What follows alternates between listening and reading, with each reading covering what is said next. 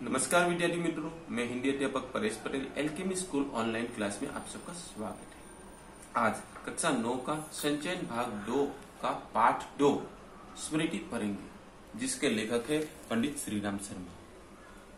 पंडित श्रीराम शर्मा जिन्होंने गायत्री परिवार की नींव रखी थी।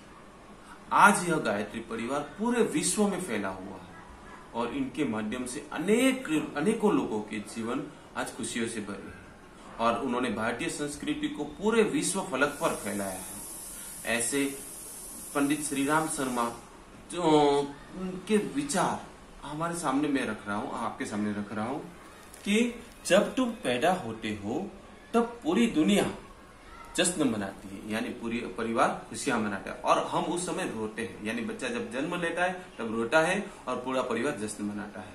लेकिन हम अब पूरा जीवन यानी पूरी जिंदगी कुछ ऐसे काम करके जाए जिससे पूरी दुनिया हमारे पीछे रोए और हम हंसते हुए जाए, अर्थात हमारी मृत्यु के बाद पूरी दुनिया आपके लिए रोए।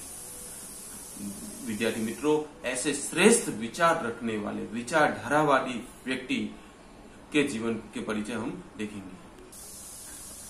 श्रीराम शर्मा का जन्म उत्तर प्रदेश के मैनपुरी जिले के कीठरा गांव में हुआ था, जो मक्खनपुर के पास था। लेखक की प्रारंभिक शिक्षा यानी कह सकते आरंभिक शिक्षा भी मक्खनपुर में हुई। बाद में आगे की शिक्षा के लिए यानी कि बीए के स्नातक बनने के लिए उन्होंने इलाहाबाद विश्वविद्यालय में प्रवेश लिया। उनका विशेष लगाव यानी विशेष झुकाव लेखन और पत्रकारिता की ओर था। लेखक का जन्म सन 1892 ईस्वी सन में हुआ था। सोचिए कि उस समय के बाद यानी कि जब स्वतंत्रता संग्राम जोर शोर से शुरू हुआ था, उस समय उनका जन्म हुआ था और जब वो युवान बने यानी कि 18-19 साल के, उस समय उन्होंने स्वतंत्रता आंदोलन में भाग लिया। कह सकते कि उनके अंदर देश प्रेम की भावना कुट कुट कर भरी थी, इसीलिए उनके लेखों में स्वतंत्रता यानी कि देश को जागृत करने के लेख लिखने मिले। पंडित श्रीराम शर्मा की मृत्यु लंबी बीमारी के बाद यानी आखिरी दिनों में काफी लंबे समय तक बीमार रहे और उनकी मृत्यु हुई सन 1967 ईस्वी सन में। लेखक के द्वारा साहित्यिक रचना यानी साहित्यिक देन। श्रीराम शर्मा ने अपना साहित्यिक जीवन पत्रकारिता से आरंभ किया। वे विशाल भारत के संपादक के अतिरिक्त इन्होंने गौरीशंकर विद्यार्थी के दैनिक पत्र प्रताप में भी सह संपादक के रूप में कार्य किया। राष्ट्रीयता की भावना से ओतप्रोत एवं जनमानस को झकझोर देने वाले लेख लिखकर इन्होंने अपार ख्याति अर्जित की। अपार ख्याति मतलब प्रसिद्ध कीर्ति प्राप्त की। ये शिकार साहित्य के भी प्रसिद्ध लेखक थे। कहा जाता है कि शिकार साहित्य का सृजन उनके द्वारा ही हिंदी साहित्य में आया, यानी कि लिटरेचर में शिकार साहित्य उनके द्वारा आया। और शिकार साहित्य का अर्थ मैं आपको समझा दूं कि शिकार साहित्य अर्थात जानवरों को मारना। कह सकते कि ऐसे निर्दोष जानवरों को नहीं। देखिए, एक हमारे श्रीराम शर्मा लेखक पंडित श्रीराम शर्मा भी एक शिकारी थे, लेकिन जो आदमखोर जानवर थे, जो लोगों को परेशान करते थे, ऐसे जानवरों को मारना। और उन्होंने ऐसे ही यानी जो जानवरों को मारे थे, ऐसे जानवरों के ऊपर उन्होंने लेख लिखे, तो उनको वो साहित्य कहा गया शिकार साहित्य। लेखक की साहित्यिक रचना। शिकार साहित्य में प्राणों का सौदा, जंगल के जीव, बोल्डी प्रतिमा और शिकार।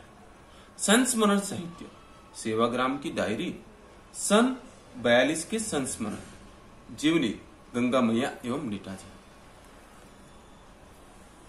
भाषा शैली। लेखक की भाषा शैली बहुत ही सरल, सहज और सुबोधगम्य थी। कह सकते हैं कि कबीरदास की और लेखक की भाषा जो है एक समान थी, जो सामान्य बोलचाल की भाषा थी। लेखक ने अपनी साहित्य का प्रभाव के लिए उन्होंने हिंदी, अंग्रेजी, उर्दू, फारसी के शब्दों को भरपूर प्रयोग किया ताकि लोगों को सरलता से समझ में आ जाए। उन्होंने मुहावरे और कहावतों का भरपूर प्रयोग किया ताकि उनका जो साहित्य वो प्रभावशाली रहे। उनकी जो शैली है रचना और वर्णनात्मक शैली का प्रयोग किया है।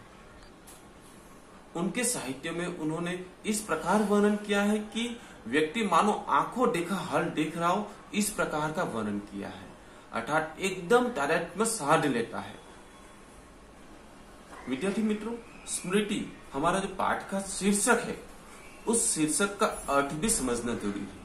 स्मृति अर्थात यादें, हम कह सकते कि विस्मरण, या कह सकते कि ऐसी कोई घटना जो जीवन में कई बार एकाध घटना ऐसी घट जाए जो हम अविस्मरणीय बन जाए, यानी कभी उसे भूल नहीं पाए।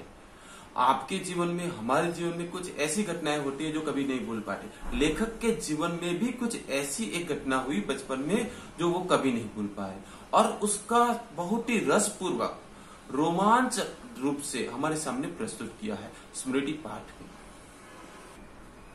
स्मृति पाठ में लेखक, लेखक के बड़े भाई और लेखक के छोटे भाई, ये मुख्य पात्र है। घटना मक्खनपुर गांव और कीठरा गांव के रास्ते की है।